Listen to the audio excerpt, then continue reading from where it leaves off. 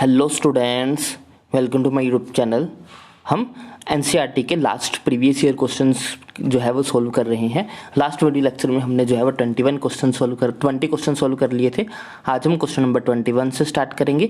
हम जो है वो एटॉमिक स्ट्रक्चर के क्वेश्चन आंसर कर रहे हैं। सभी हम चैप्टर वाइज क्वेश्चंस कर रहे हैं, तो अभी हमने जो है वो एटॉमिक स्ट्रक्चर जो है वो चैप्टर स्टार्ट किया हुआ है। तो आज का जो क्वेश्चन है वो हमारा जो है वो 1992 में आया हुआ क्वेश्चन है। The energy of electron in the nth Bohr orbit of hydrogen atom. जो एनर्जी होती है nth बोहर ऑर्बिटल में वो हम रिप्रेजेंट करते हैं -13.6 divided by n square electron volt, यानी कि ऑप्शन सी इसके लिए राइट होगा। तो क्वेश्चन नंबर 21 के लिए ऑप्शन सी हमारा राइट हो जाएगा। Next question number 22, if r is the radius of the first orbit then the radius of the nth orbit of the hydrogen atom is given by। तो हमें formula बताना है कि nth ऑर्बिट के radius का formula क्या होगा। तो वो होता है r n is equal to r n का स्क्वायर, यानी कि ऑप्शन ए जो है वो इसके लिए राइट हो जाएगा हमारा क्वेश्चन नंबर 22 के लिए। ये क्वेश्चन 1988 में आया हुआ था। Next question number 23, the spectrum of helium is expected to be similar to that of. तो हमें बताना है कि जो स्पेक्ट्रम होगा हीलियम का वो इनमें से किसके सिमिलर होगा। तो हीलियम में 2 जो है वो हमारे एटॉमिक नंबर ऑफ इलेक्ट्रॉन जो है वो 2 होंगे हीलियम में। हाइड्रोजन में 1 हो जाएगा। लिथियम पॉजिटिव, लिथियम में वैसे 3 होता है, 1 लूज करके तो ये 2, तो ये भी 2 और ये भी 2, तो दोनों का सिमिलर होगा। तो हीलियम जो है वो लिथियम पॉजिटिव के सिमिलर जो है वो स्पेक्ट्रम देगा। तो क्वेश्चन नंबर 23 के लिए ऑप्शन बी राइट होगा। ये क्वेश्चन भी 1988 में जो है वो आया हुआ है। नेक्स्ट क्वेश्चन नंबर 24, ये क्वेश्चन अब जो हम करेंगे ये होंगे हमारे dual behaviour of matter and Heisenberg's uncertainty principle के ऊपर। तो फर्स्ट क्वेश्चन है हमारे पास, क्वेश्चन नंबर 24 है हमारे पास। In hydrogen atom the de Broglie wavelength of an electron in the second Bohr orbit is. हमें बताना है कि सेकंड बोहर ऑर्बिट में जो हमारा इलेक्ट्रॉन होगा उसकी डी ब्रोगली वेवलेंथ हमें फाइंड आउट करनी है।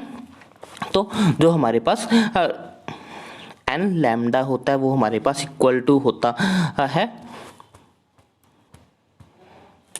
तो हमारा फॉर्मूला होता है n lambda is equal to 2 pi r, where r is the radius of that orbit which orbit we want to find the wavelength of electron। तो यहाँ पे हमें r निकालना पड़ेगा। तो r इज इक्वल टू हमारे पास होता है a0 n का स्क्वायर। तो यहाँ पे जो है वो हमारे पास सेकंड ऑर्बिट है, तो r2 निकलेगा इज इक्वल टू a0 की वैल्यू हमें गिवन है 52.9 मल्टीप्लाइड बाय n जो है वो सेकंड है, 2 का स्क्वायर करेंगे तो हमारे पास आ जाएगा 4।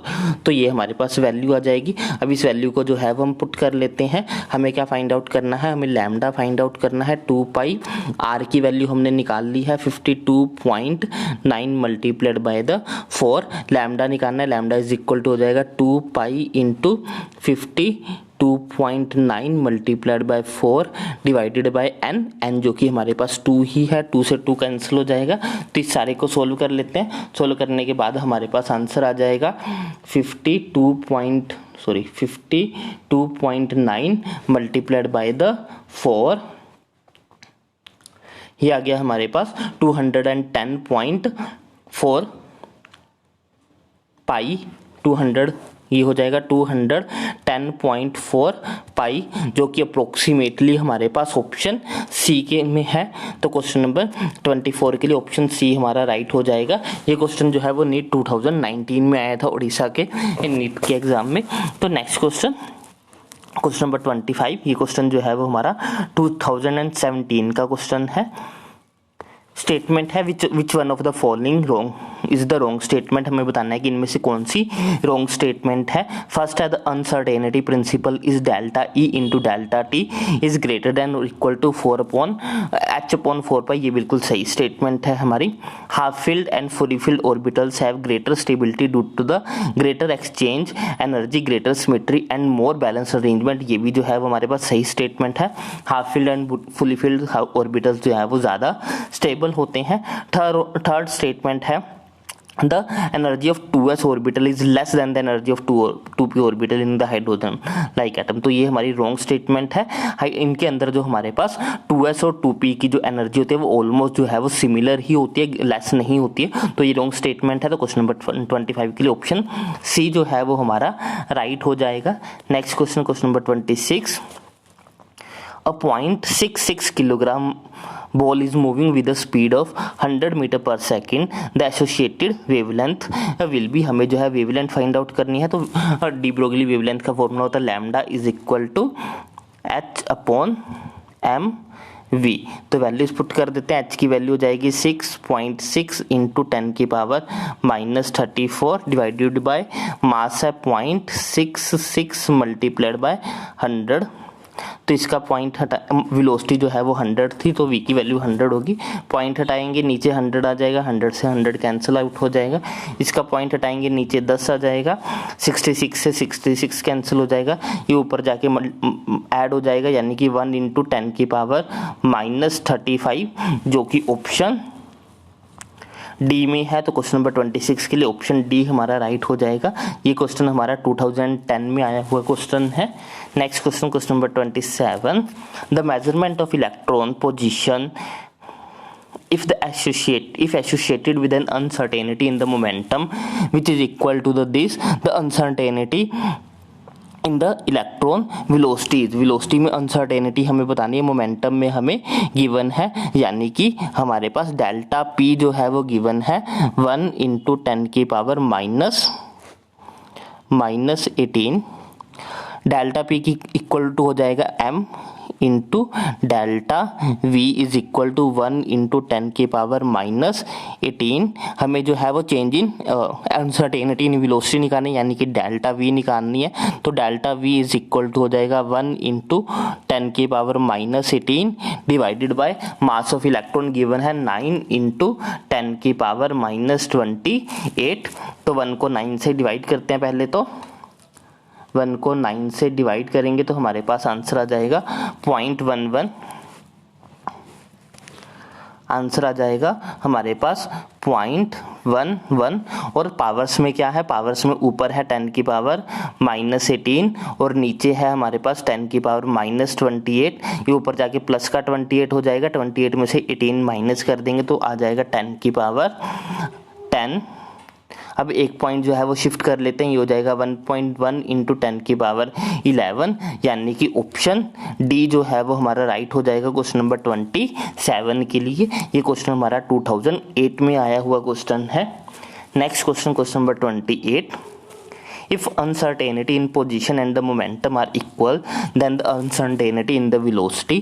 हमें बोला गया है पोजीशन में और मोमेंटम में जो अनसर्टेनिटी है वो बराबर है। हमें जो है वो वेलोसिटी में अनसर्टेनिटी पता करनी है। हमें पोजीशन में यानी कि delta x equal to delta p, momentum में और पोजीशन में अनसर्टेनिटी जो है वो इक्वल टू गिवन है। तो हम यहाँ पे पहले तो अनसर्टेनिटी प्रिंसिपल लगाते हैं। वो हमारा क्या हो जाएगा, वो हमारा होता है delta x into delta P is equal to H upon 4 pi. क्योंकि अब डेल्टा एक्स और डेल्टा पी इक्वल है तो डेल्टा एक्स को डेल्टा पी ही लिख लेते हैं। ये हो जाएगा delta p into delta P is equal to H upon 4 pi. Delta p क्या हो जाएगा, ये हो जाएगा m into delta v into delta p को फिर से m into delta v is equal to H upon 4 pi. m into m square हो जाएगा, delta v into delta v का स्क्वेयर हो जाएगा यानी कि हमारे पास हो जाएगी m square into delta v का square is equal to H upon 4 pi. क्योंकि हमें वेलोसिटी में निकालनी है तो मास इधर चला जाएगा। ये हो जाएगा delta v is equal to H upon 4 pi m का स्क्वायर। क्योंकि डेल्टा v निकालनी थी तो स्क्वायर इधर आके जो है वो हमारा रूट हो जाएगा। ये हो जाएगा हमारा root of h upon 4 pi m का स्क्वायर। तो रूट में से 4 बाहर आके 2 हो जाएगा और m जो है वो बाहर आके m हो जाएगा यानी कि हमारे पास बच जाएगा 1 अपॉन 2m अंदर बच जाएगा h अपॉन पाई। यानी कि ऑप्शन ए जो है वो हमारा राइट होगा क्वेश्चन नंबर 28 के लिए। Next question number 29।